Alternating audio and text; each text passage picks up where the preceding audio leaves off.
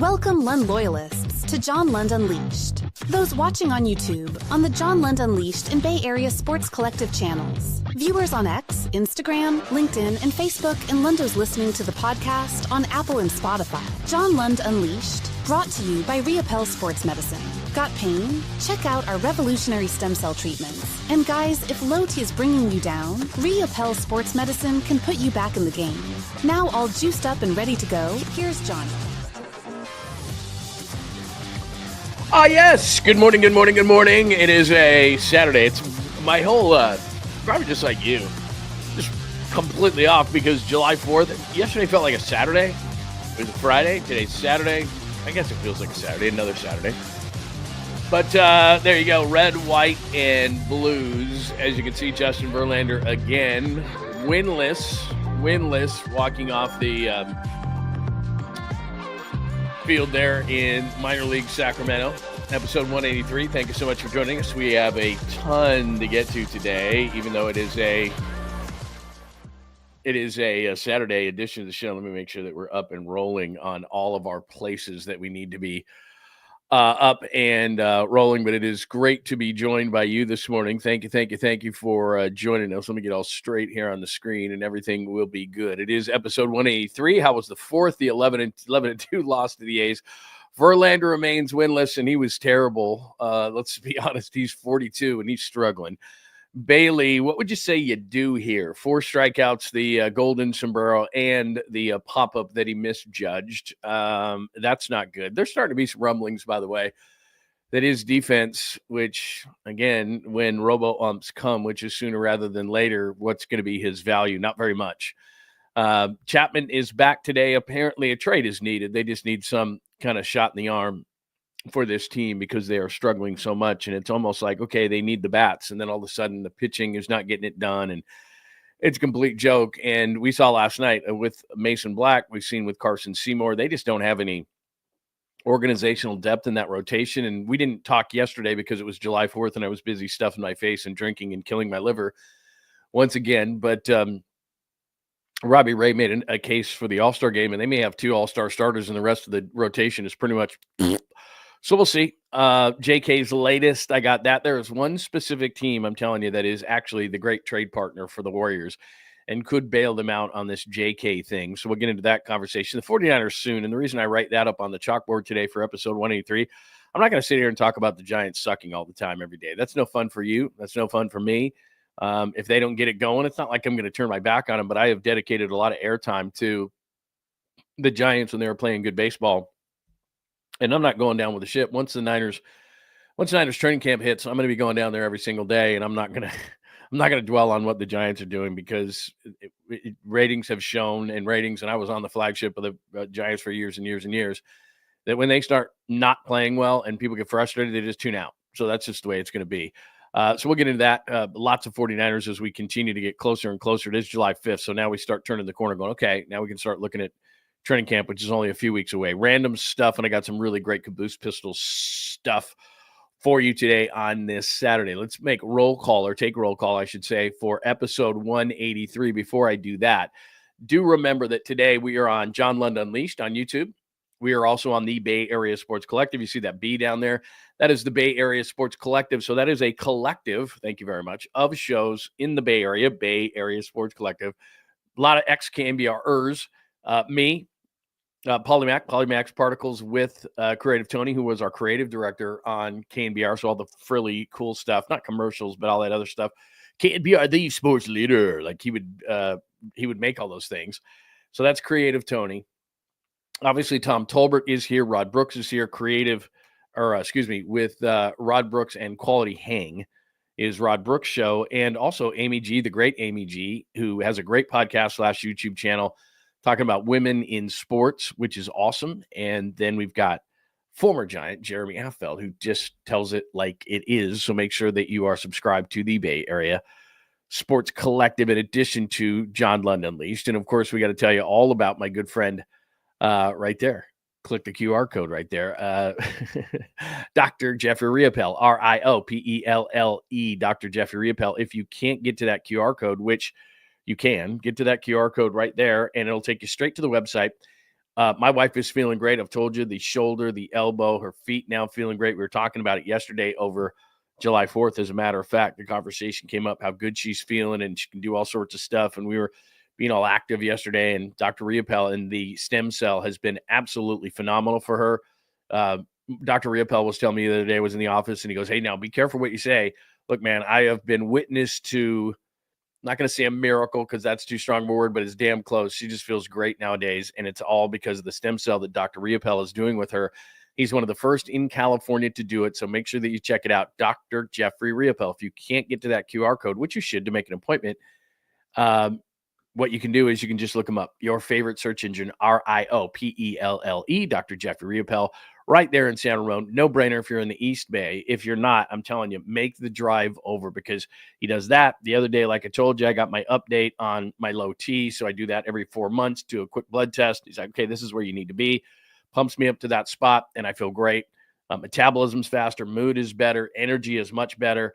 Like I said, low T, I believe in it because I've been doing it for years, and I've been doing it with Dr. Riopel for about a year now because I don't have to go in every single week like I used to have to do. So it is awesome. And not only does he do those procedures, he does many, many more. Men, women, makes you feel great, look great. Just go to the website and check everything out. It's Dr. Jeffrey Riopel, Riopelle, Dr. Jeffrey Riopel, fine sponsor of the program. All right. Thanks for getting up on a Saturday. Much appreciated. Maybe you have a July 4th hangover. By the way, may I suggest, I know this doesn't look like much now.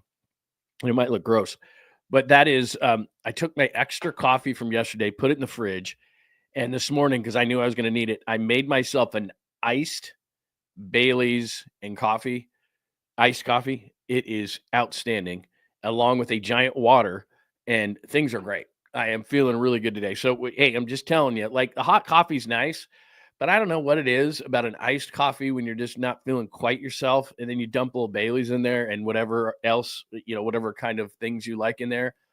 I'm feeling a lot better already. It's beautiful. So anyway, hope you had a wonderful 4th. In fact, let's start there. Rather than starting with the 11-2 loss to the A's, how was your 4th? I had a great day. Just had a great day. After roll call, I'll tell you about it. But Tommy is here this morning. Joy, it is great to see you. Jake, good morning, my friend. Yeah, I guess the only good thing is Jake points out, what did the Dodgers lose? 18-1 to the Astros at home yesterday. I guess that you can share in misery, and that's what we do as fans. It's like, okay, our team didn't win, but how did my rival do? Oh, they got blown out? Okay, I can live with that. Christopher, it is great to see you. You went to the game last night. Very cool, man.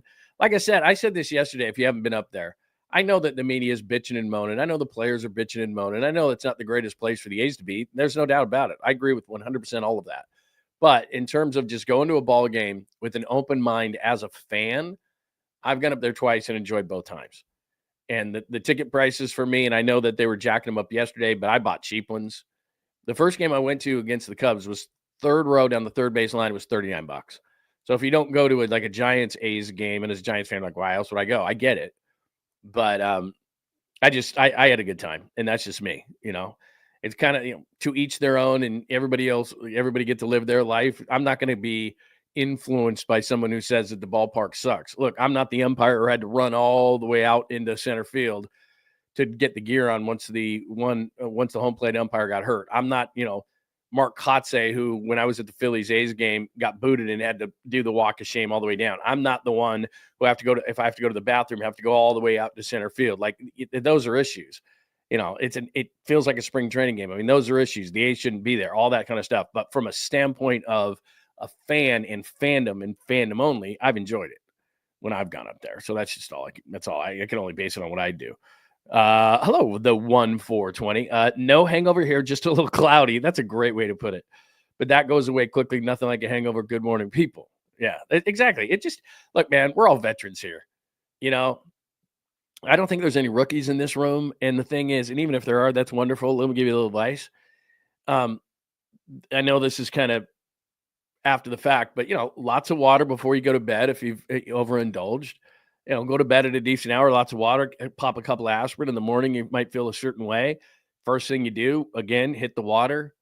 This is what I like to do. I like to get a nice breakfast in me. Like I said, it doesn't have to be you, but for me, a nice iced coffee, maybe a little hair of the dog, hit it again, a little more water throughout the day, get active. Don't just sit around and let it catch you.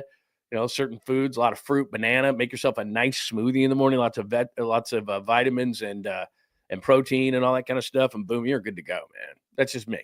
Everybody's kind of got their thing, and believe me, if you could, I think the number one, if you could come up with, I think this would be number one on the list. If you could come up with a hangover cure, you'd be a multi-billionaire, wouldn't you?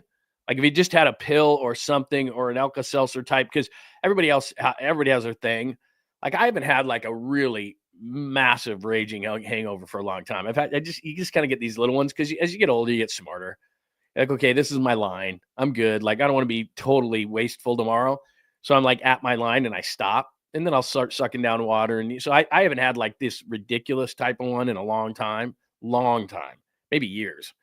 Because I kind of know now, okay, I'm at my line. I feel good. Why would I need to go over that line? When I was younger, it was like right through the stop sign, right? But nowadays, I just don't do that. I get to my point. I'm buzzed pleasantly, and then that's it. And I'm not hungover the next day, at least not to a level where it's like, okay, I can't fix it real quick.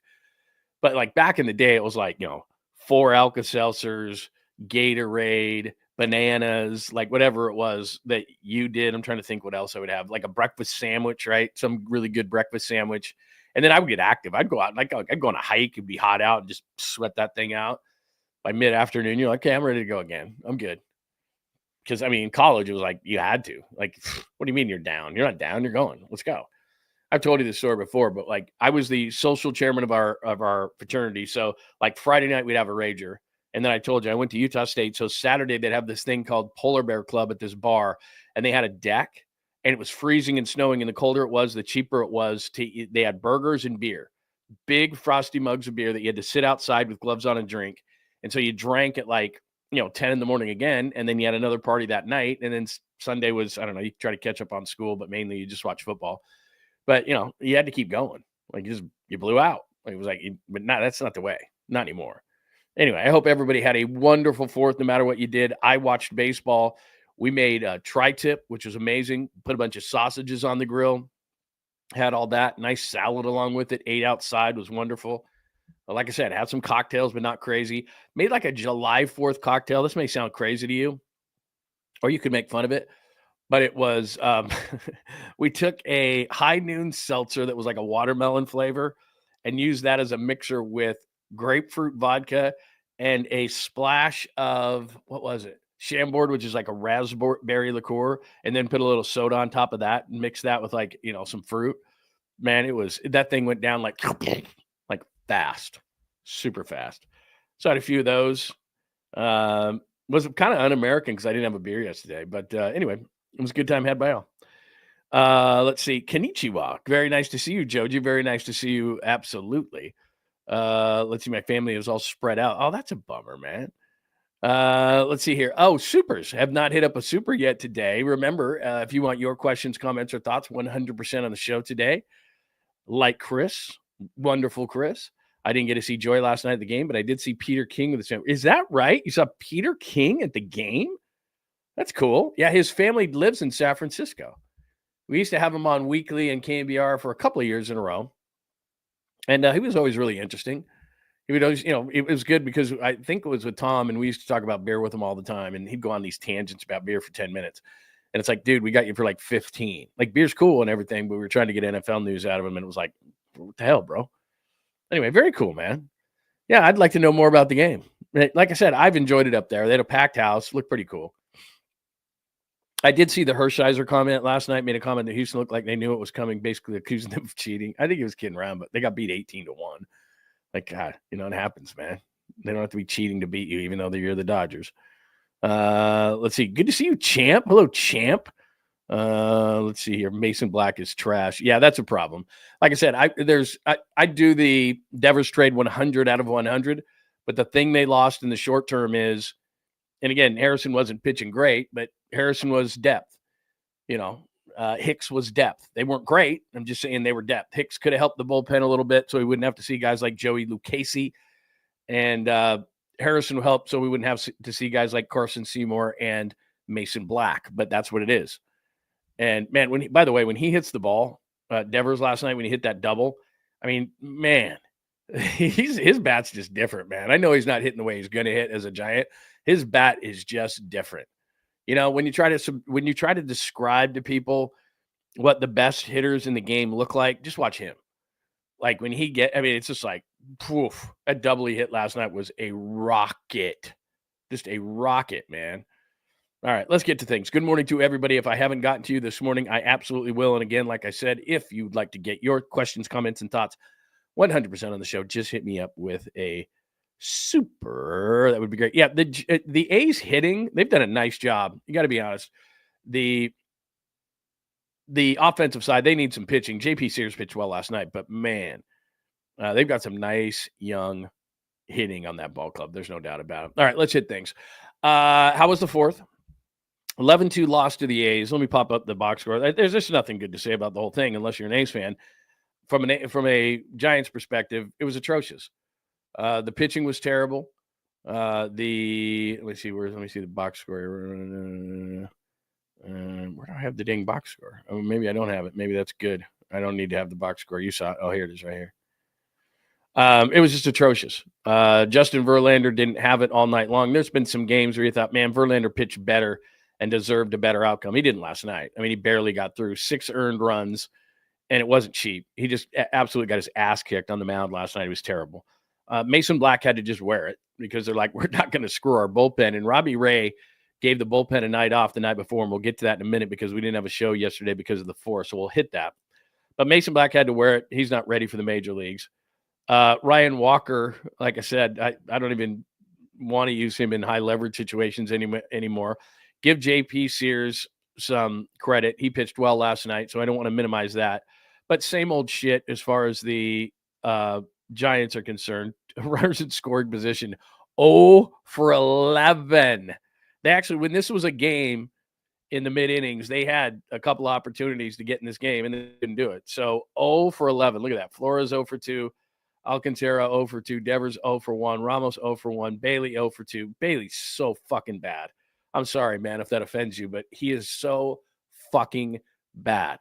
He's getting to the end of his rope in terms of, man, he's so good defensively.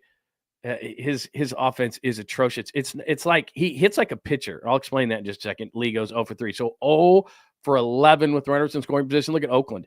7 for 17 with runners in scoring position versus 0 for 11 for the Giants. There's your ball game. Good night, everybody. Wisely got a late one, whatever. None of that mattered. They were just getting it handed to them. And Verlander sucked last night. I mean, there's been nights this year, days this year, where you say, hey, Verlander deserved a better fate. In fact, he did last time out, should have got the win, didn't. This was not that. He was absolutely terrible. So they get beat 11-2, and it wasn't even that close. As far as, let me just point out Bailey for just a second. 0 for 4, 4 strikeouts. 0 for 4, 4 strikeouts. He's down to 191.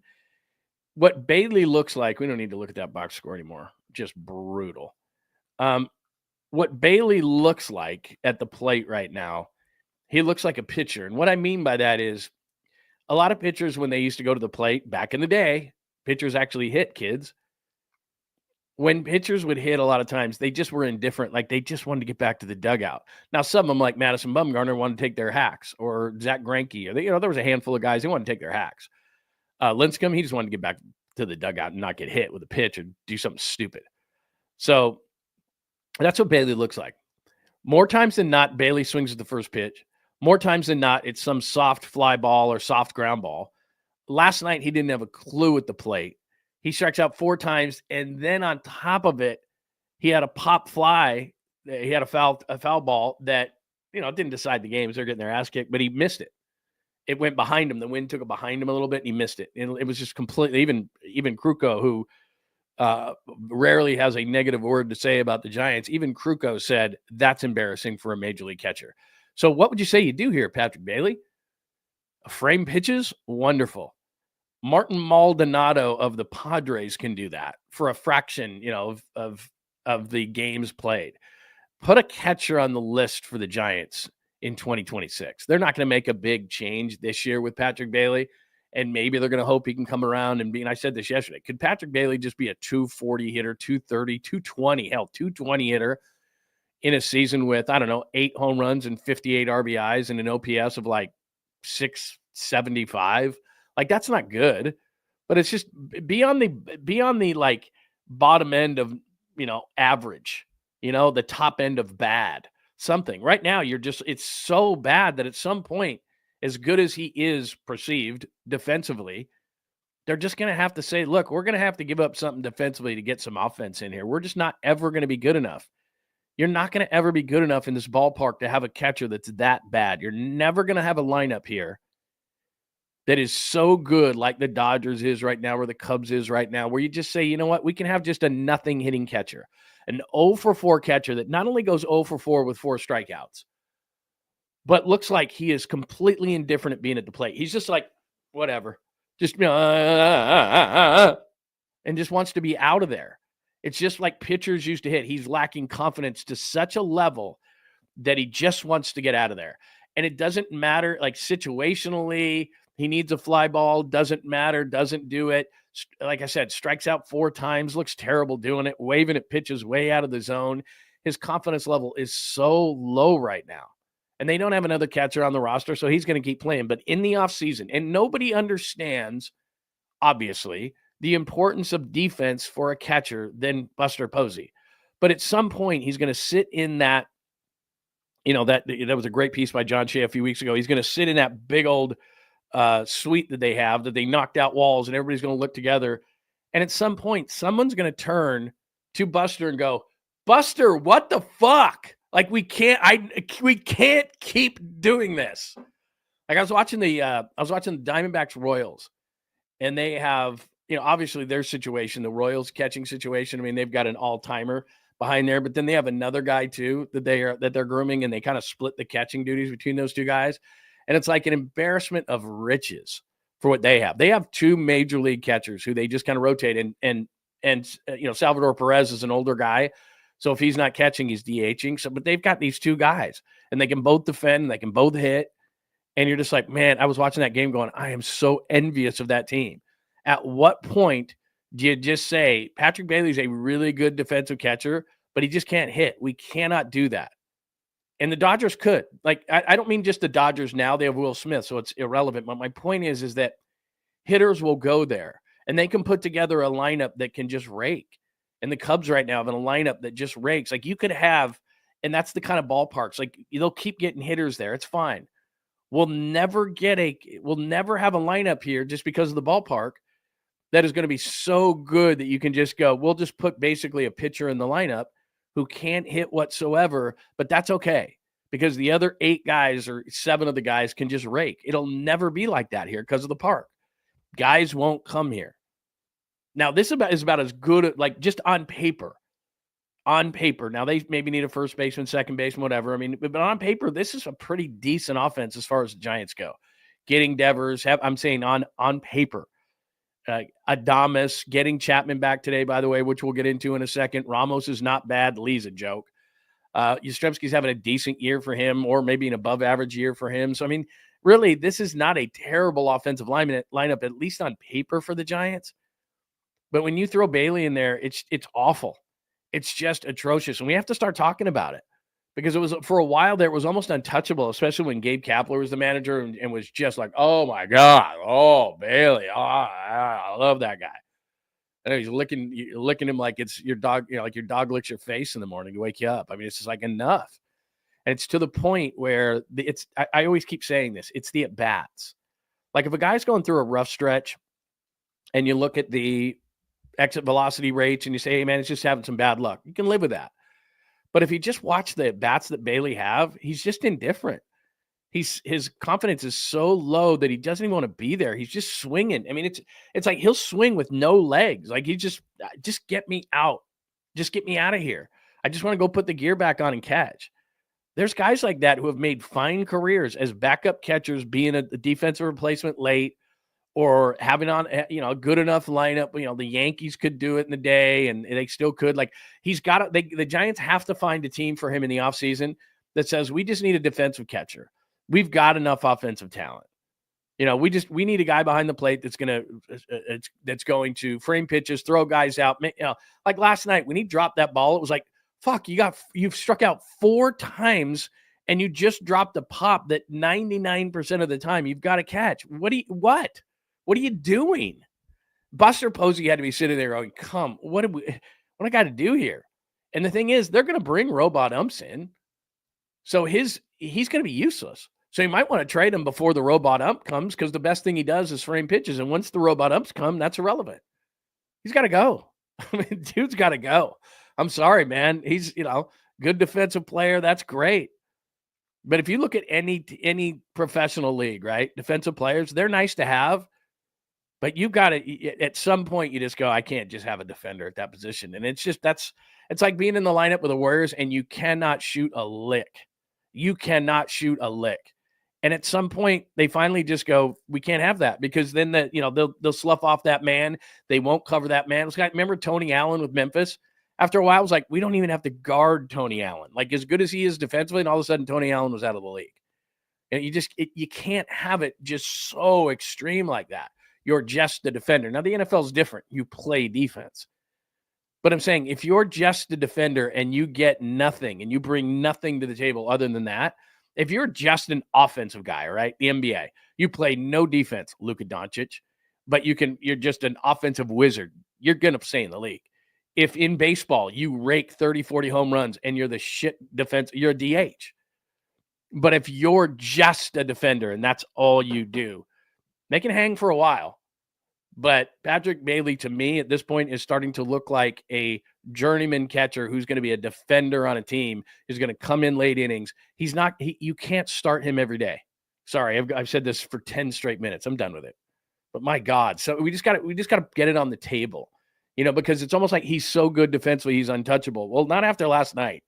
And it wasn't it's not his fault that they lose 11-2. But I mean, 4 strikeouts, 4 non-competitive at-bats, and a dropped pop fly, foul ball. Like, my God, he needs to have the day off today, or night off. I haven't seen a lineup. It's probably not out this early because they're doing 7 o'clock games because it's supposed to be hot in Sacramento, but it's not. And this is part of the problem with having baseball in Sacramento. It's the weekend. You'd love to go to a day game today and tomorrow, but they're like, oh, it's going to be too hot. Got to do night games. But anyway, Bailey's atrocious. And we just have to – the reason I'm ranting on it so much is it needs to be on the table. It needs to be a discussion point. It needs to gain momentum, because this guy, you can't do this.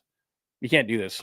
Giants can't have – look, there's a happy medium between what Buster Posey was and what Patrick Bailey is. Find the medium. Find the middle of that.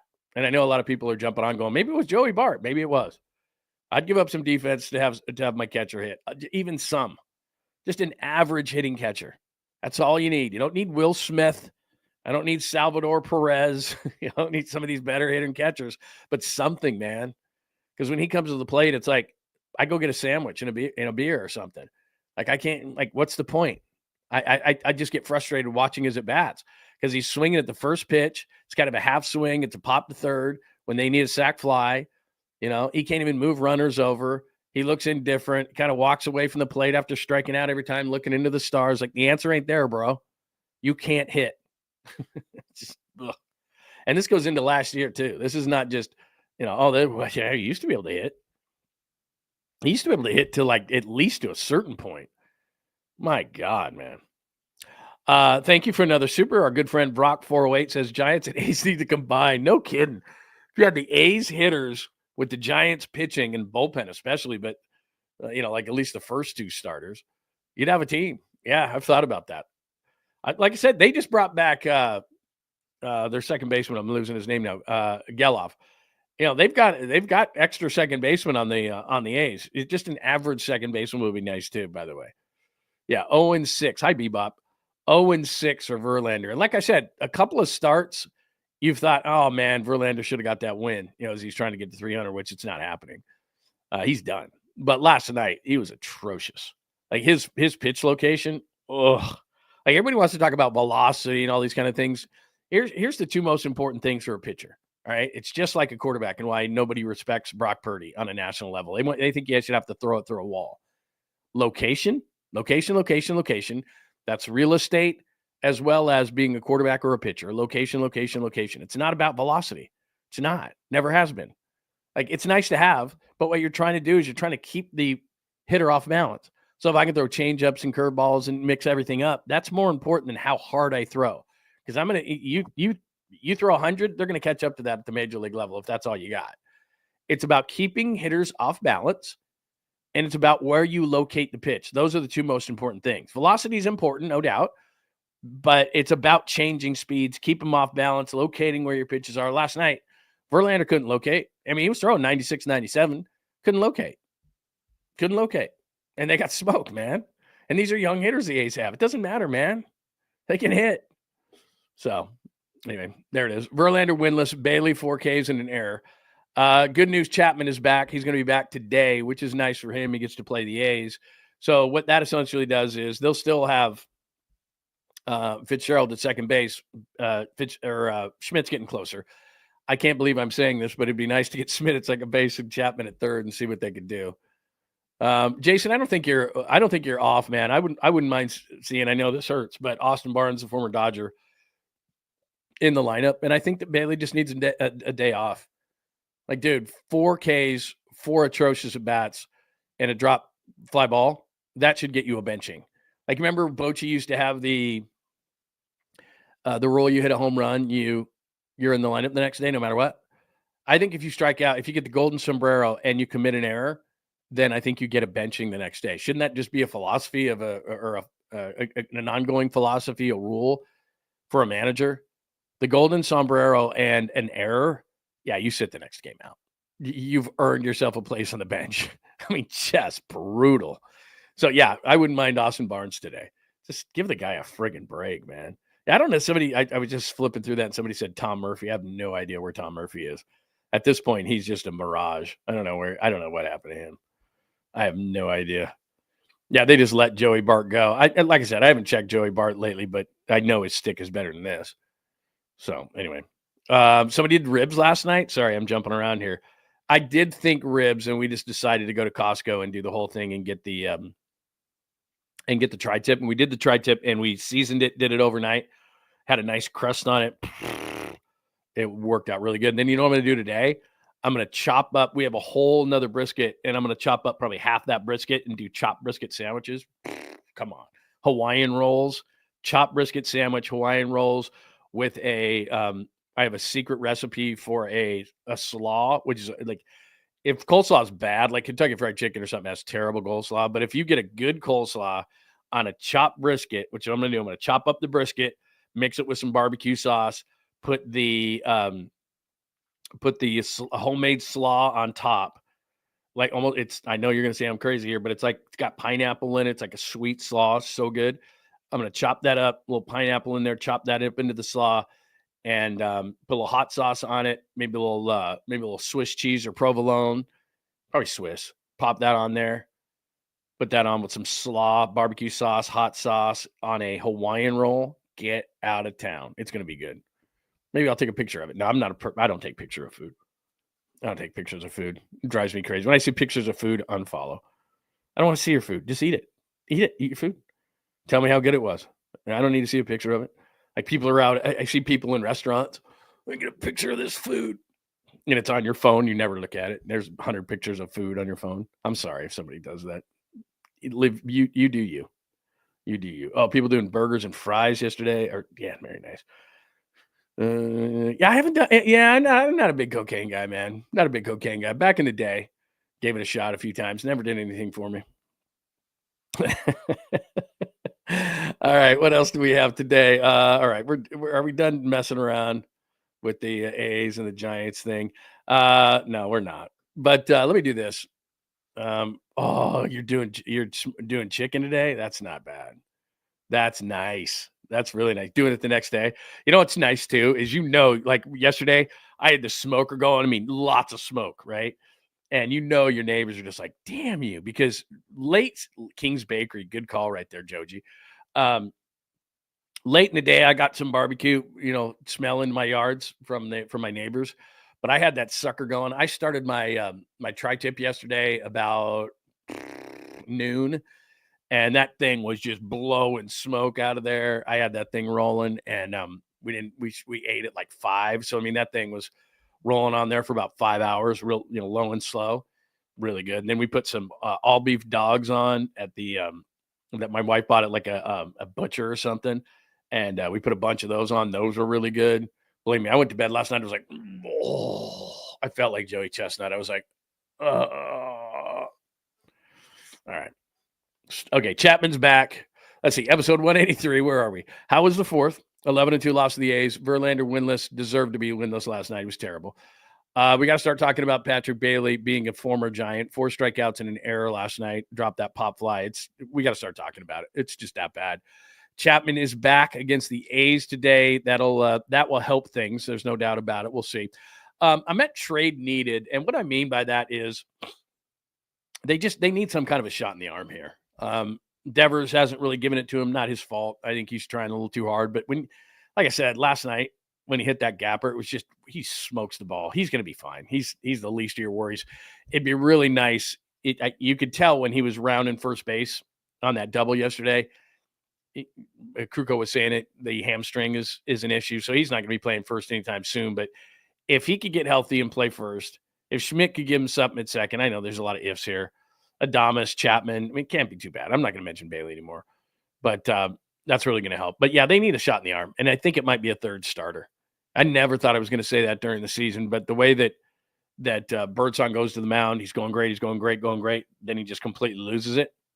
That's an issue. And we just saw Verlander and Roop in Arizona was just okay the other day. They need a third starter. So, and again, it doesn't have to be a Devers type of play, but they need something there. So, let's see. A Rays All-Star Game case. I don't know what else the guy can do. How about this for the way that things change? As good as Robbie Ray has been, remember, he's a Cy Young Award winner, one of the better pitchers in the game. He's had 2 career complete games, one in 2017 and one the other night in Arizona, and he was great. I mean, he was really good. 9th inning was leaking a little bit of gas, but he was the pitcher of the month in May in Major League Baseball. Wasn't as good in June, and then starts out July that way. I think Robbie Ray is going to be a member of the All-Star team. I know that Logan Webb is. You hope that Rodriguez is, but the way that speaking of leaking gas or leaking oil, the way that the Giants have, I don't know that they would get a third in. So in other words, if they were the wild card team right now and they were rolling like they're rolling, you could justify because of winning Rodriguez getting in there. I don't know that he's going to get in there now, but I think Ray and Webb should be. Speaking of, by the way, this is what's amazing. They're playing bad baseball. There's no doubt. And maybe it's just a bad stretch here. Who knows? You would think that they would be out of it, but there you go. Mets, who have really been struggling lately. Then the Brewers, who they just won't go away. No matter who they lose, they're just good. Padres, watched them yesterday. They walk it off. Cronenworth walked it off for the Padres yesterday, so they stay ahead. But look, as bad as they're playing right now, they're 2 back in the wild card of the Padres. The problem becomes the Cardinals, who gave up 8 home runs yesterday to the Cubs, by the way, and they lost 11-2 as well. But Cardinals right there, Reds right there. Now you're tied in the loss column with the Reds, the Cardinals. Even the Diamondbacks are only a few back. The hell with the rest of those teams, except for maybe Atlanta. But I keep saying that, and they still suck. So let's throw Atlanta out of it for a minute. But 1, 2, 3, 4, 5, 6, 7 legit teams for 3 spots. I still think the Mets, who have kind of survived their thing, are going to be there. Padres are going to be there. I keep saying the Brewers aren't, but apparently they are. The Cardinals are pretty good. They need a move at the deadline. The Reds, at the beginning of the year, I thought the Reds were pretty good. And then, I'm looking at them, I'm going, and then they've kind of come on lately. The Diamondbacks, I wasn't overly impressed with what the Diamondbacks bring to the table. And I watched them yesterday get smoked by Kansas City, so I don't know if they're in it. But point is that, look, you're going to be in a dogfight here. Cardinals, Reds, they're going to stay in it. Padres are there. Brewers apparently are there. I think the Mets are going to be a wild card team for sure unless they have major injuries, and they've already had major injuries to their starting staff. So they got a lot of work to do, but they are right there. So, yeah, it's been bad. They've been terrible. But maybe this is just their bad stretch, and they're going to get this thing together, especially getting Matt Chapman back. I think Chapman is absolutely huge. So if you want to feel good today and not the red, white, and blues that I put on the cover of the show, that means you look at the standings and go, okay, all right, we're not good, but they're going to make a trade for a third starter at the very least. Hell, they might get another stick, and all of a sudden they could be right there. One thing that is a peeve of mine, and it's not it's not that they make so much money and all this kind of stuff, but it's an excuse made by the media. And I really like Susan Slusser. She's been on my shows for years and years and years. She's amazing. Used to be president of the Baseball Writers Association. It's nothing against her, but this is one of my pet peeves. One thing I like about Verlander is he never makes excuses. I feel I was pretty to hit tonight. Frankly, embarrassing. I didn't do better. Look, man, you're a professional. You don't get credit for being taking responsibility for being shitty. All right, you don't. That's the least you can do. Just like when people say, at least they play hard. Gee, you play hard for $30 million a year. Thanks for doing that. Appreciate it, because us fans, we pay a shitload of money to come into the game. The least you can do is play hard. Like, you don't get credit for playing hard. I don't know. These are unwritten rules to me from fandom. You don't get credit for playing hard. You don't get credit for taking responsibility for being shitty. That's what you should do. What was Justin Verlander going to do? Come into the clubhouse and say, God, the defense behind me sucked. Did you see Ramos in the first inning fumble that ball? He was terrible. It should have been better. Patrick Bailey was crap behind the plate. He called a terrible game. I was fine. Like, that's what he's going to do? Like, you get credit for taking responsibility? Come on, man. That's weak. I mean, that's just the soft media. Thanks for taking credibility. You don't make excuses. What excuse was he going to make? My arm hurts. My butt hurts. My leg hurts. Like, what was he going to do? The least an athlete can do is take responsibilities for your actions, play hard. I mean, there's only a few things that we ask, and we want to be on your side. We buy your jersey. You know, a lot of people idolize these guys. They make excuses constantly on social media for their own guys. They blame officials, the other team, the coach, everybody but the player. Player gets a pass 99% of the time from fans. But it's like, look, you sucked, and you're 0-6. And if your name wasn't Verlander, you'd be DFA'd. I mean, can we be honest? Can we be 100% honest here? If his name wasn't Verlander, he gone, because the Giants are sitting there going, and it's kind of like I said this a couple of weeks ago. It's kind of like Brandon Crawford last year with St. Louis. Like, at some point, the Cardinals are like, dude, you're so bad that we just can't do this. And I know that you're a legend where you were. And look, Crawford's not Verlander. Verlander's a first ballot Hall of Famer. This is not going to be a blip on his radar. You know, lots of baseball cards you look at and you're like, oh my God, I forgot that guy was on this team. That's what Verlander's going to be. This is it for him. He's done. He's done. And he's 42 years old and he's had an amazing career. He's a first ballot Hall of Famer. By the way, they said this last night, 20 years ago yesterday was his major league debut. He wore 59. He was the starter of a second on the back end of a July 4th doubleheader. He was the number 2 pick in the draft out of Old Dominion. I was working in Detroit at the time. We carried the Tigers. Everyone was going crazy. I covered that game. I covered Justin Verlander's first game 20 years ago. The big hot shot, number 2 overall pick, comes up, starts the second game of a doubleheader. In fact, when his first start with the Giants, it was a home start, and I chased him down after the media talked to him, and I go, hey, man, I was at your first start on July 4th. So he didn't seem overly impressed. But I was like, and I was talking to him about it, and I was like, never mind. He didn't seem he didn't seem impressed that I was there, but it's true. But anyway, if his name's not Justin Verlander, he's DFA'd. And maybe he's not, only because they don't have organizational depth. So in other words, if Harrison was still here, Hicks was still here, they might DFA him anyway. But he's just not that guy anymore. And it's unfortunate because he's still throwing 96. But what happens is major league hitters, they prey on that one mistake. And there may be one. Here's the difference what's going on with Verlander right now. When he was great, even when he was good, you might get in a game, let's say that Justin Verlander on average goes 6 innings, just for the heck of it. So Justin Verlander goes 6 innings. You might get, I don't know, in that time, 10 pitches, 10 mistakes, and you got to hope you hit him. Now it's like he gives you twice that or 3 times that. Maybe he didn't even give you 10 mistakes in a start. Maybe he gives you 5. Now he gives you 10 or 15. That's the difference. And these guys are going to miss them. They're not going to miss a hanging breaking pitch like he threw last night. They're not going to miss a fastball right down Main Street above the belt. They don't miss those. And that's what he's doing. And that's not what he used to do. So you look at the radar gun. This is back to what I said before. When you look at the radar gun and he's throwing 96, 97, you're going, damn, the guy still got it. It's where he's putting the ball. And when you're great and you can consistently put it there, nobody's going to hit you. But what's happening is he's still throwing that. He doesn't have quite the bend, but he's making more mistakes. He's hanging pitches. Fastballs are not, where they're supposed to be, where the glove is. They're up above the belt, right down the middle. It doesn't matter what your name is. They're hitting them. So, yeah, they probably wouldn't have DFA'd him with Harrison gone and Hicks gone. But if Harrison and Hicks were still here, I don't know that Justin Verlander's on this team. And it's not like it's Justin Verlander when he was on the Tigers. It's like, God, can we release an all-time legend? Of course you can't. But he wasn't a legend here. He doesn't have that equity built up in the closet with the Giants. So they can release him at any point. Problem is that we saw Mason Black last night.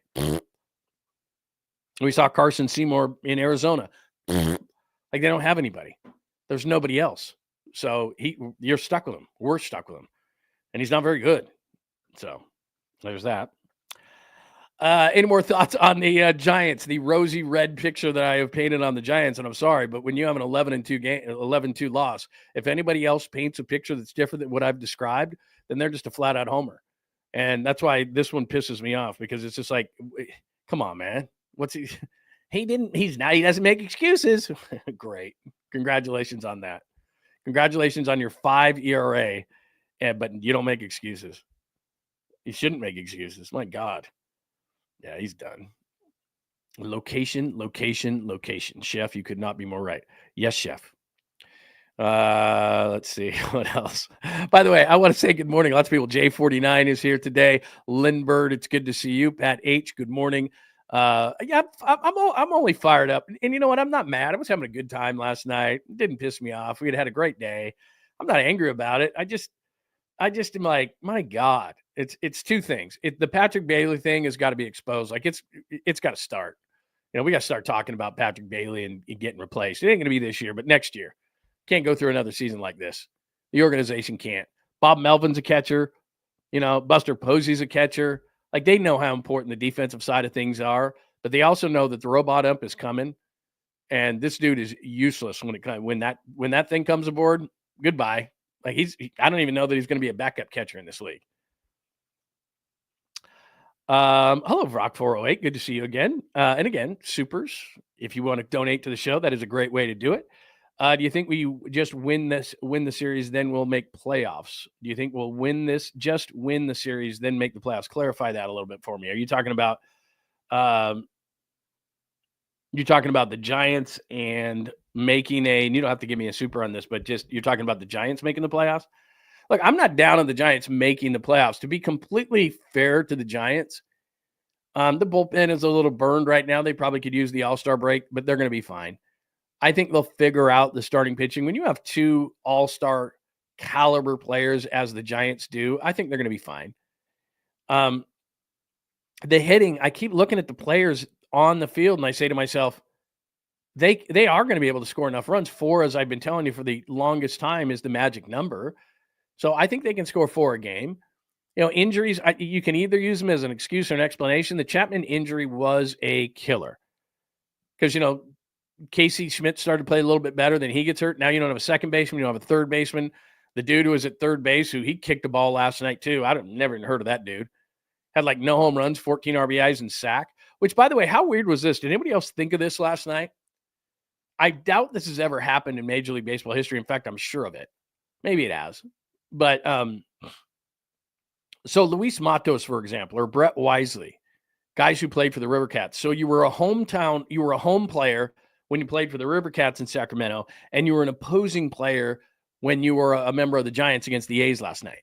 Has any player in Major League history besides those guys who played last night and also played for the River Cats, has this ever happened in history where you didn't get traded and you played as an opposing player and a home player in the same stadium in the same season but didn't get traded?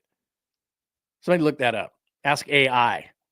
You played in the same stadium as they did last night as an opposing player and a home player, but you didn't get traded. I don't think it's ever happened. Like, I was thinking that last night. That's the kind of things I think of, especially after I have too many cocktails. Like when Matos didn't hit a double or something last night, Matos had that hit, and I'm like, wait a minute, he was a River Cat and he was a home player in that stadium, and now he's a Giant and he's an opposing player, and he didn't get traded. That's probably never happened, but I don't know. Maybe. Doubt it. Anyway. I don't know. That's the weird, dumb stuff that I think of there, during things. Yeah, look, I'm not down on the Giants not making the playoffs. I think that they've got too much talent. Like, I'm watching that game last night going, that's pathetic. And that's what we're talking about.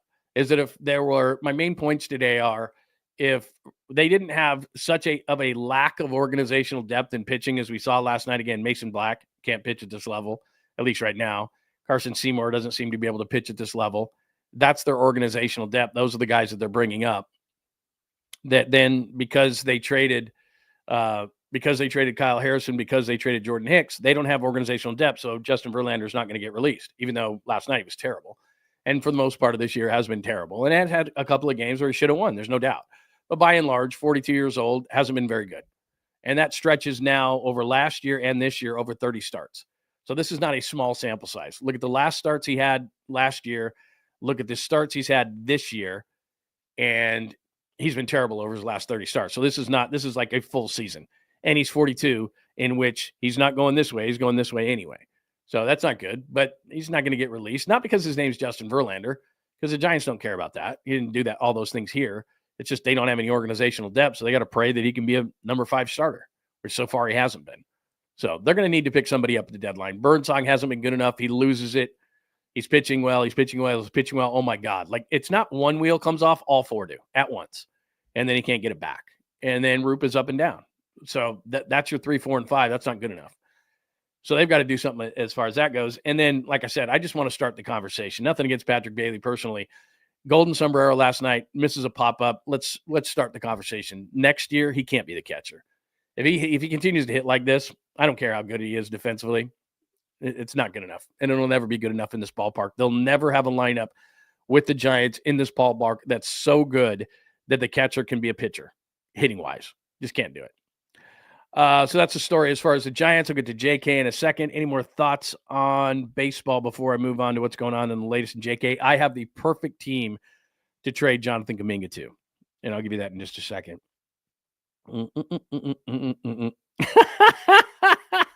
It does always come back to this for Verlander. Well, at least Justin Verlander is a hot wife, so I can't feel that badly for him. Like, he's fine. He's making another $15 million. They'll throw it on the pile of money. He's not hurting. I know he's a very competitive guy. By the way, I like Justin Verlander personally. Not that matters, but he's done. And like I said, lots of guys in professional sports, they don't just gradually go like this when they're done. They go like, that's how most careers end. And I don't care how good you were. And I don't care what your name is. And I don't care if you're going to the Hall of Fame. Most careers don't go, They go, like, just at one day, you just don't have it anymore. And that's kind of where he is. So, and that's, no matter how good he is, that's just the way it is. Let's see. Anyway, yeah, that is good. That is a good trivia question. Has a player ever played as an opposing player and a home player in the same stadium, but not been traded? Matos did that last night. Brett Wisely did that last night. Alcantara, the third baseman I had never heard of, did that last night. I don't know who else. Carson Seymour didn't pitch last night. Oh, Mason Black last night. Anybody who had been with the River Cats and then turned around with the Giants. Opposing players last night, home players at AAA, but not had been traded. Like, that happens during a season. A guy gets traded, it happens, but not normally if you don't get traded. All right, here's the latest on Jonathan Kuminga. And if you want to continue to talk about Pat H says, let me do one more of these. Fargo had PCA or Tyler Stoner. I know. Oh, PCA. Can you imagine him in center field? You wouldn't have to get Jung-Hoo Lee, who, by the way, he hit 2 home runs. Pete Crow Armstrong hit 2 of the 8 home runs that they had against the Cardinals last night. He hit 2 last night. Dude's going to the All-Star game. He's so good. What a trade that was. Javier Baez for Pete Crow Armstrong. And I give Baez credit. I mean, he still swings at anything, but he's going to the All-Star game for Detroit. That's more because their fans voted him in. But Pete Crow Armstrong is 23, and he is phenomenal. Fast, great defender, can steal bases. He's ridiculous. That happens in baseball. I mean, what pick was Trout? 27 or something like that? The A's took a guy named Grant Green. I mean, come on. Brutal. So, I mean, that happens. Yeah, that happens. All right, let's hit up this. I'll give you a perfect team for Jonathan Kuminga. So this is the latest. This is from Anthony Slater. It says Washington, which finished last in the Eastern Conference, 18 wins, blah, blah, blah. So Washington's in on him. Miami, Chicago, Milwaukee, Brooklyn. Kuminga's not playing on the Warriors next year. The Warriors don't want him. and he doesn't want to be on the Warriors. All right, so there's that. Washington is the perfect team, and there's some people who still are wanting to talk some Giants. So I'll get back to it in just a second. But let me just do this for you really, really quick on Jonathan Kuminga. This is the perfect team for him, the Wiz. Just look at this team. Okay, the Warriors need size. I understand that. But for some reason, they went out and they traded for McCollum and they traded Poole for him. So C.J. McCollum's on that team. Marcus Smart's on that team, somebody that the Warriors have always wanted. Now, he's a little bit older. I get that. Corey Kispert's an interesting guy. He's not great defensively, but can shoot the shit out of it. Chris Middleton is on that team, the former Buck. So you got some young players here, and Washington's not going anywhere, but then you've got some veteran guys, too, that the Warriors could use. Now, the number one guy that they could use, Alex Sarr, who was the second pick of the draft last year and was not very good. I'll give him that. But he's a stretch big. He can defend a little bit, rebound a little bit, block some shots. They're not getting Alex Sarr for Jonathan Kuminga. Sorry, not going to happen. So that would be the guy that I'd really want. But if you look at some of these veterans, McCollum is a third guard, Chris Middleton, who can shoot the hell out of it. Kispert's a younger player, can shoot it. I'm not saying they're getting all those players, but what I am saying is that they've got Marcus Smart. They've got some players that if you traded Kuminga and you told me, I'm just gonna for the heck of it say, okay, give us Marcus Smart. I don't know if they could get Smart and Middleton, or give me Smart and Kispert. Give me Smart and Kispert. Something like that. Because they got to match salaries. You're going to want to pick out of that or something like that, or they're probably going to want to pick from you, whatever. I don't care. But they've got, what I'm saying is they've got some young players. They've got some veteran players. I mean, McCollum, Smart, Middleton, they would all make sense for the Warriors, even though that doesn't really help their size. I understand that. Olynyk is a guy with size. Look, I don't love Kelly Olynyk, especially at this point of his career. I think he's 34. But Kelly Olynyk is a guy that could be a stretch. So if you could, let's say you could pick up Olynyk, Middleton, or Olynyk, Smart, something like that. Like, again, I know you're going to yourself, oh, man, Kuminga has all this upside. I get it. Like, I understand that. But they're not going to get – he's a diminished product at this point. And I'm just saying, like, the Nets have nobody. The Kings, the offer that the Kings made was a complete joke. So I'm just saying, if they're talking to teams, and I'm looking at Washington, and Washington is kind of what the Kings are. They're just this mismatch of, like, none of this stuff fits for Washington.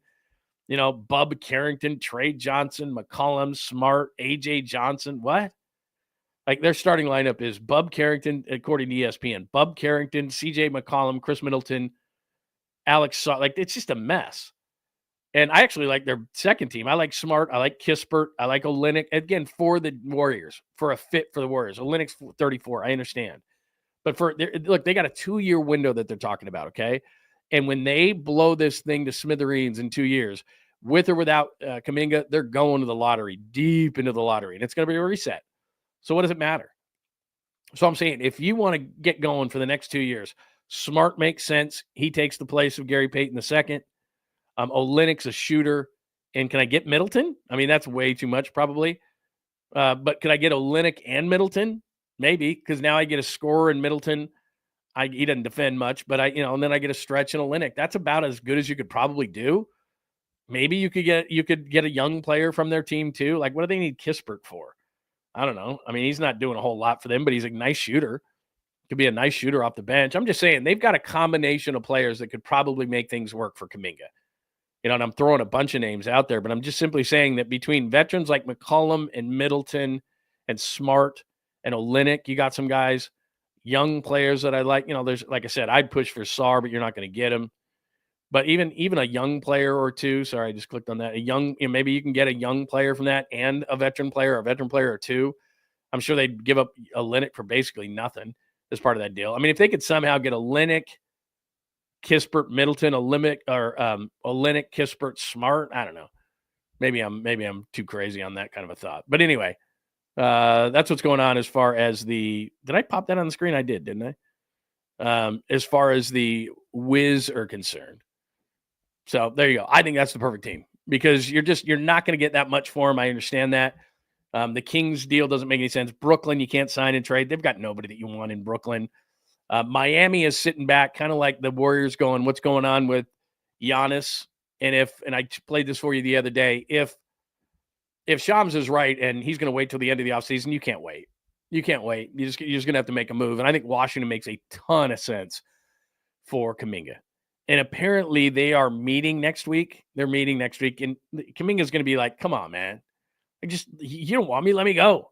Like it's one of those girlfriends or boyfriends or significant others where you're like, you don't want to let him go, but you don't want to be with him. Well, that's Kuminga. Like you don't want him, but you don't want him to go somewhere else. And he's your kind of your meal ticket to getting better or maybe younger or at least getting some veterans. So this 2-year window that you have can be a little bit better, but I don't think he's going to end up in Sacramento, man. There's 2 reasons why.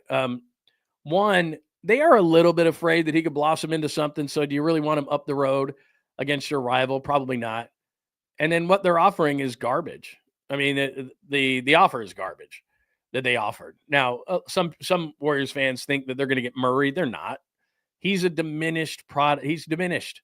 There's a lot of people in the league, and I keep telling you this, but I know this for a fact. There's a lot of people in this league because of the way that the Warriors have talked about him behind the scenes. He's not real coachable. He's got a massive ego for someone who's never accomplished, well, never is too strong of a word, who hasn't accomplished very much in this league. And so that's permeated through to other teams. And so the only kind of teams who are going to take Jonathan Kuminga to me are the teams that are messed up and bad. Brooklyn, Washington, the Bulls, teams like that are shit and have bad front offices. They're going to take the chance on Jonathan Kuminga. And so you've got to look and say, okay, what can I get from those teams? I'm sorry, Vucevic of the Bulls, nah. 34-year-old center, doesn't defend anybody. I get it. He can shoot from the outside a little bit. He can rebound. There's no doubt. He's a terrible defender. They get him in pick and roll all the time. I don't like that. I don't like the fit. Can he put up numbers? Has he been an all-star? Yeah, but I don't like the fit, and I don't think the Warriors do either. So I don't think Chicago. Brooklyn just doesn't have anything to give. Miami would be interesting. I've said this time and time again. You're not getting Hero from them. You're not getting Bam Adebayo from them. But they've got a couple of nice young pieces that if they would part with, but I don't know what Pat Riley thinks of Jonathan Kuminga. Maybe he thinks with his ego, Riley, that he can straighten him out and he can be the guy there. So maybe Miami could be an interesting one. But like I said, with a combination of veterans and young players, I really think Washington might be the team. So just stick a pin in that. Let's see what happens. All right, that's the latest on JK. The reason why I put 49ers soon here, and I want to do let me do a Joey Chestnut before I do this Niners thing. Did you see this thing? And this goes on and on till the break of dawn. Like Bet99 Sportsbook, go to that because this isn't even all of it. So like last night, didn't Joey do 70.5 hot dogs? But his record is 76 in 10 minutes. These are his other records. 182 large chicken wings in 30 minutes. Those aren't the little ones. It's the full wing. Like, you know what I'm talking about? The full wing. So he did 162 of those in 30 minutes. This is the one that blew my mind. 121 Twinkies in 6 minutes. Have you ever eaten a Twinkie? Like, I haven't eaten a Twinkie since like 1973. I mean, those things are filled with more preservatives in one of those than probably anything else you've eaten in your entire life. I mean, those things will last for years, right? Like that's been documented. Like you could set one on a windowsill and in 5 years come back and look exactly the same. And you could just eat it. Like unbelievable. He ate, like, how did he not die when he ate 121 Twinkies in 6 minutes? I don't know. Like that had to, like you had to feel if I've eaten one Twinkie, I felt sick. And that was when I was like 16. 257 donuts. You know what those are? Those little mini donuts that Hostess has? Powdered chocolate, whatever. Like, I don't know what he ate. You couldn't eat 257 of those things. Not the powdered ones. You couldn't. Because you'd need so much water, you'd die. So I don't know which ones he ate. I don't know if they're plain ones. Maybe he ate plain ones. Because even the chocolate ones are like, bleh, bleh. Like you can't, they're just dry. Can't eat them. 390 shrimp wontons in 8 minutes. He ate 165 pierogies, and I don't know how he did that because that's potato. So that's like a starchy, thick kind of a thing. Pierogies. Oh, no way. 46 pulled pork sandwiches in 10 minutes. So if it's a sandwich, he's got the bun. So he's powering the bun and the sandwich, which, by the way, that was on my list yesterday. I was either going to do ribs, pulled pork sandwiches, or the tri-tip. I ended up doing the tri-tip, but I love pulled pork, but not 45 of them. 53 soft beef tacos in 10 minutes. Those had to be minis or something, or small ones, didn't they? Or if they were full, oh my God. I guess they might have been full. 30 fish tacos in 5 minutes. 126 3-inch tacos. Oh, those are the small ones. My God. See, this is what I couldn't do. I couldn't do one cow brain taco. 54 cow brain tacos in 8 minutes. No chance. 82 small carnitas tacos. I love carnitas tacos. I could probably eat in 8 minutes 10. 82? My point in all of this is I can't believe he didn't die after one of these. I mean, wouldn't your arteries just like you're just done? You got to be done. 23 meat pies, 141 boiled eggs. I don't know. I like egg salad. I like deviled eggs. Can't do just straight up ones. Fried asparagus. No. Pork rib meat, 14 pounds in 12 minutes. My God, I can't believe he's alive. I mean, seriously, like you do that once, maybe. Like I was in a wing eating, I know this is going to be hard to believe, but in like a celebrity wing eating contest one time. And I think I was able in the time that how many wings did it say he could eat? 182 large. We had the small ones. So he did 182 large in 30 minutes. I think that maybe I did like 30 in 10 minutes or something like that. I don't know what it was. It was an embarrassing low amount, but it was like, it's all I could do, and they weren't breaded or anything like that, but you had to really get the meat or else you were going to get penalized. But I mean, that list is probably 3 times longer than that. I just wanted to give you an example of it. If you go to Bet99 Sportsbook, they have like 3 pages of this stuff. I mean, he is so much better than anybody else. But as I was reading all that stuff, I'm just like, how is he not dead? I'm not even kidding. Like, how is he not dead? Like, after one of those competitions, he has to go to the doctor, right? And they got to just pump the food out of him somehow. I mean, that doesn't take its natural course. Sorry if you're eating breakfast, but that can't. Like, there's no way. What would be the most damaging thing on there? Probably the hot dogs, to be honest. 76 hot dogs. Ugh. Maybe the Twinkies probably are not helping. Pulled pork sandwiches, the cow brains. I don't know. Ugh. Slider burgers, he ate 103. Small cheeseburger. See, is a small cheeseburger like the McDonald's cheeseburger? If he ate 52 of those McDonald's cheeseburgers in 10 minutes, that's got to be death. Like, I don't know which one of those is worse, but I got to believe, like, for example, the 76 hot dogs, when he did that one, he did 70 and a half yesterday. He had to go straight to the doctor, right? Had to go straight to the doctor. Like, doc, how am I doing? Let's clear you of these. I don't know if it's a surgery. I don't know if he gives him a couple of pills of something, he yaks it all up. I have no idea. But that is ridiculous. Anyway, sorry. Might make you sick. That is crazy. So that's Joey Chestnut. I'll go out to the line. I'll go out to the chat room in just a second, but thank you for joining us. By the way, episode 183 on a Saturday here, right after July 4th. Any questions, comments, or thoughts, hit them right here if you come into the John Lund Unleashed room on YouTube, please make sure you're subscribed, have those alerts on, and hit us with a like. You can go in the chat room and say hello to us this morning. Questions, comments, thoughts, 100% on the screen if you hit us with a super. Yeah, exactly. Sorry, people, but imagine that toilet. I can't even imagine. Yeah, it's got maybe the hot dogs are the worst thing that were on that list. My God. Fried Twinkie. I've had a fried Twinkie actually at the Texas State Fair. Was pretty good, gotta say. Let's see, Kuminga. Let's see, what else do we got here? Yeah, that's what I'm saying. Like, I don't know how old Joey Chestnut is. He's got to be around my age, and I can't believe he's going to last past 60. Like, his insides have got to be messed up. I mean, there's no way you can eat like that and not have it pay you back. There's just no way. It's kind of like somebody who's got like an alcohol problem. Like, yeah, what happened? His liver gave out at 40. Yeah, I could see that. There's no way, man. Let's see. I think Kuminga needs a better agent because he could be a good, but needs to promote him better. Like I said, he's going to end up. Mark my words. He's going to end up on a bad team. Bad team. So it's going to be Brooklyn. It's going to be Chicago. It's going to be Washington. It's going to be something like that. I think it's going to be Washington. I think Washington makes a ton of sense. Now, having said that, it's up to Jonathan Kuminga.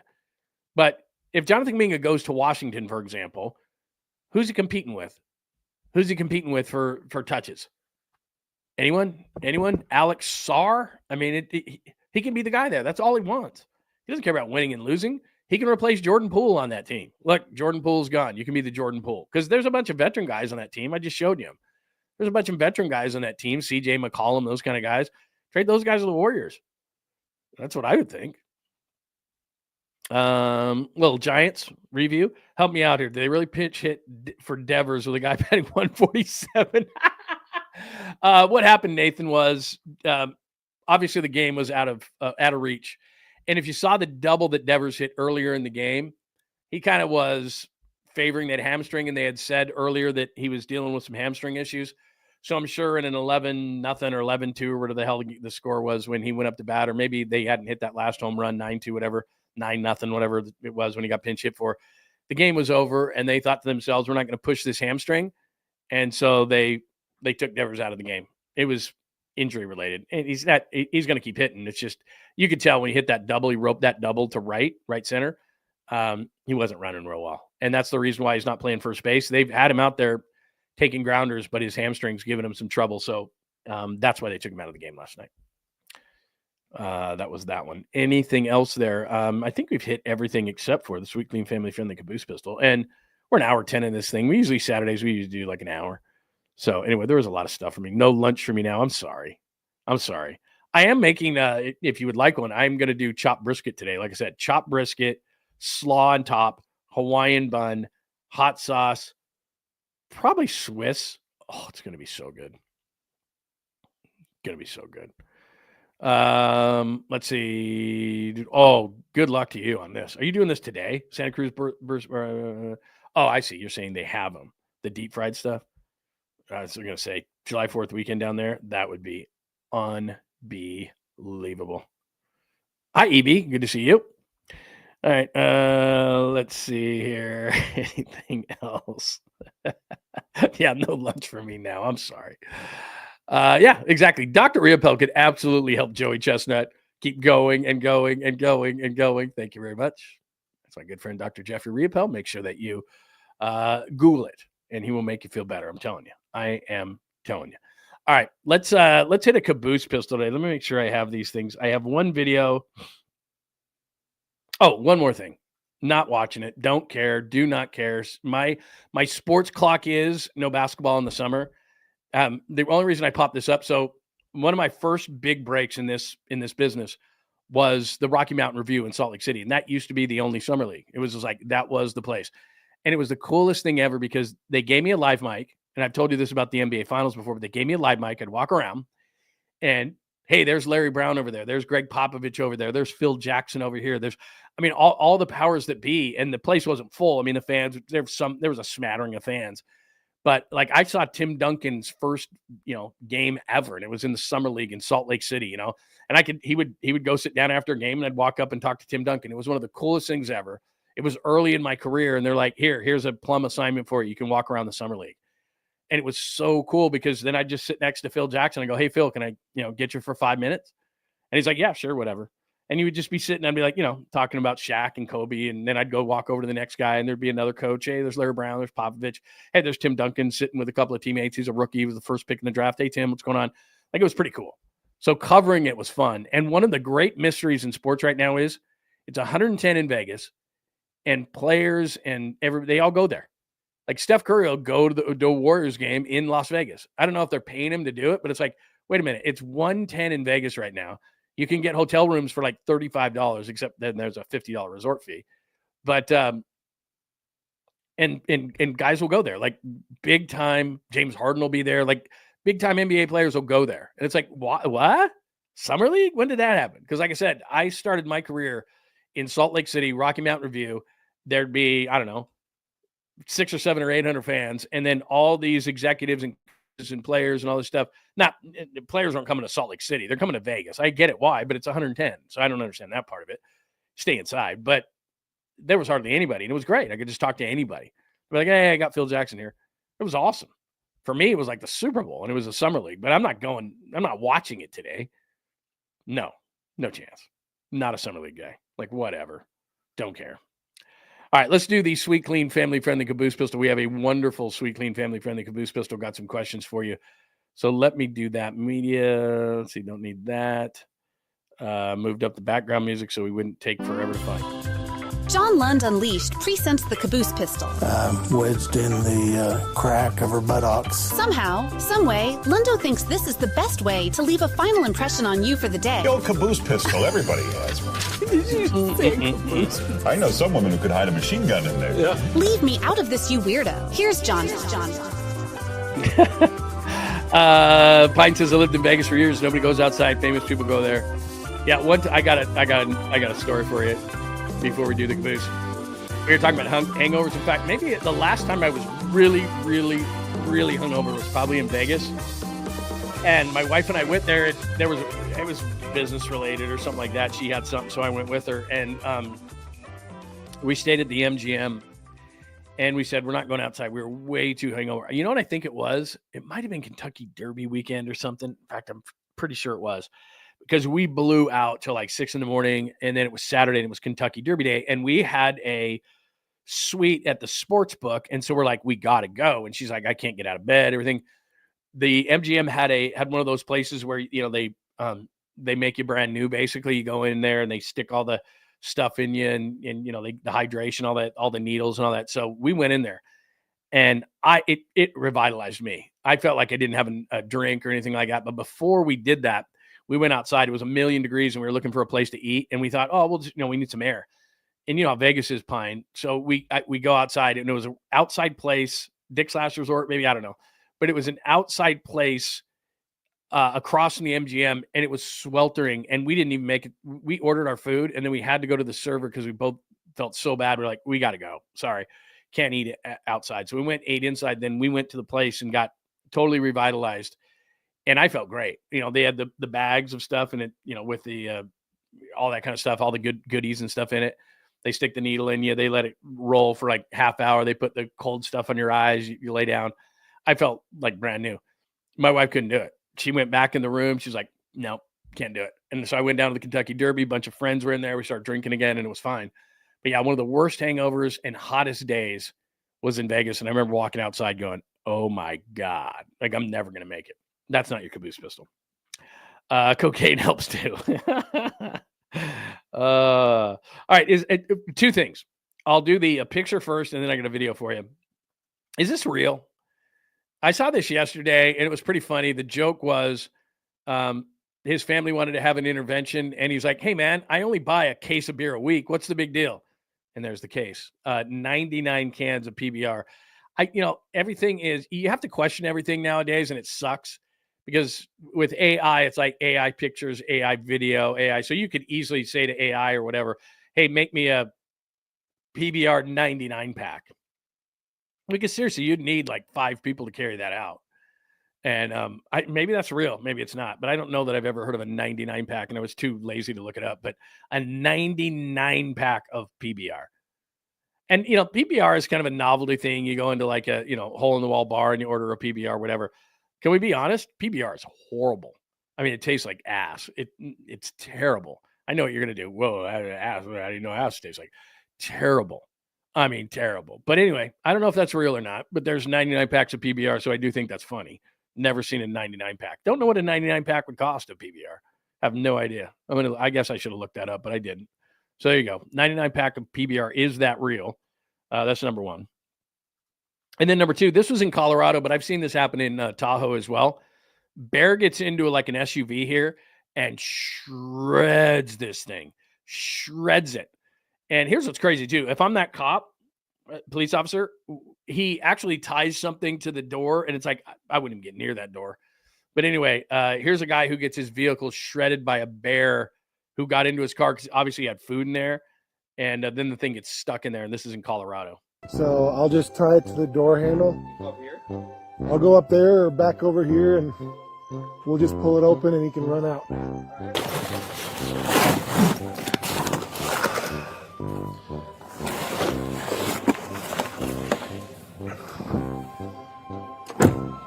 See, I'm not doing this.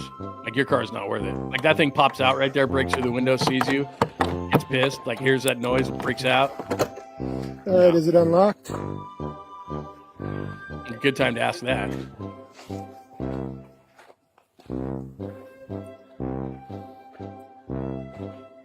Wait till you see the inside of this car. Ready?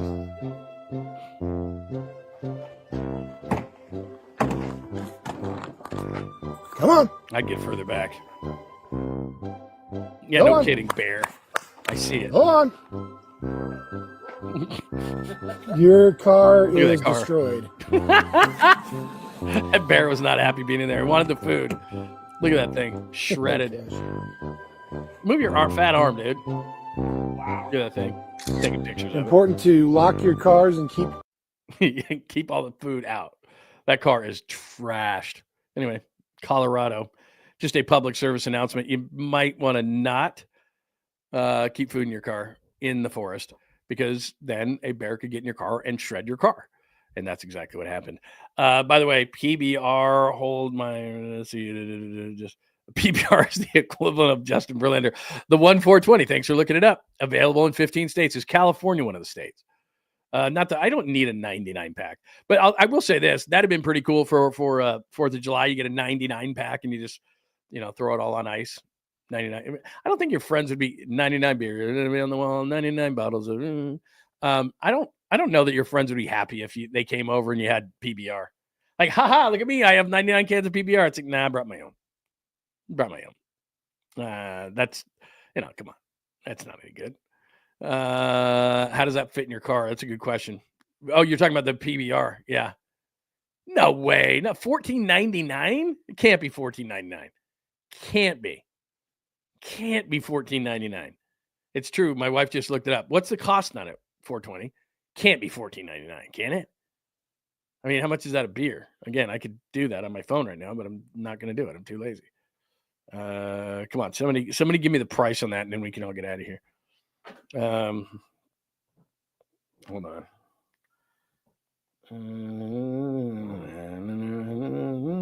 Jeez, what is with my phone right now? It's going crazy. 9